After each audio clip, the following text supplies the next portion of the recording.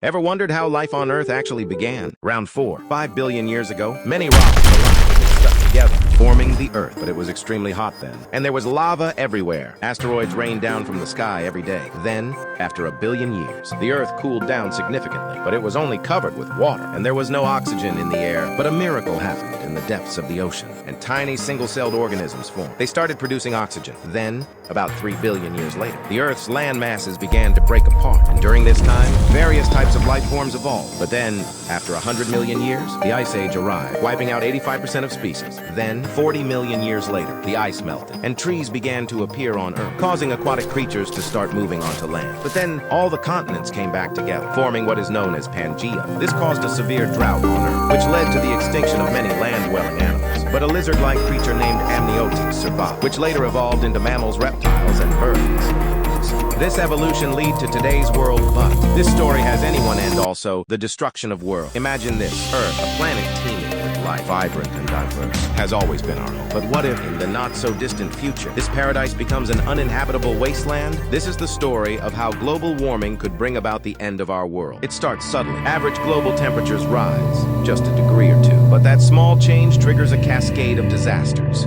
Glaciers melt at an alarming rate, causing sea levels to rise. Coastal cities, once thriving, are swallowed by the ocean. Millions are displaced, their homes lost to the encroaching waters. As the temperature climbs, so too does the frequency of extreme weather. Wildfires rage uncontrollably, turning forests into ashes and wiping out entire ecosystems. Droughts grip once fertile lands, leading to food shortages and widespread famine. Desperation grows, and with it, global instability. The Amazon rainforest, often called the lungs of the earth, can no longer sustain itself. The once vibrant greenery fades away, releasing billions of tons of carbon dioxide into the atmosphere. With the forests gone, the Earth loses its natural ability to regulate the climate. In the polar regions, ice sheets disintegrate, causing a rapid rise in sea level. Wildlife that depends on the ice struggles to survive. Polar bears, seals, and penguins face extinction as their habitats vanish before their eyes. Desertification spreads, turning arable land into deserts. The global food supply dwindles, and nations fight over the remaining resources. Freshwater becomes a luxury, accessible only to the privileged few. As we pump more carbon into the atmosphere, the air becomes thick with pollution. Breathing becomes a struggle in many parts of the world. The once clear blue skies are now perpetually gray. A toxic mix of smog and soot blocking out the sun. Mass migrations become the norm as people flee uninhabitable regions. Borders close, conflicts erupt, and humanity is thrown into chaos. The very foundations of our societies begin to crumble under the strain. And finally, the tipping point is reached. The delicate balance that has sustained life on Earth for billions of years is shattered. Oceans become dead zones, acidic and devoid of life. The atmosphere, once a shield, now traps heat, turning our planet into an inhospitable furnace. This is the end, not with a bang, but with a slow, agonizing decline. A world once full of light, now silent, and all because we ignored the warning signs. But remember, this is not yet our reality. The future is still in our hands. If we act now, we can rewrite this ending. What will you do to save our world?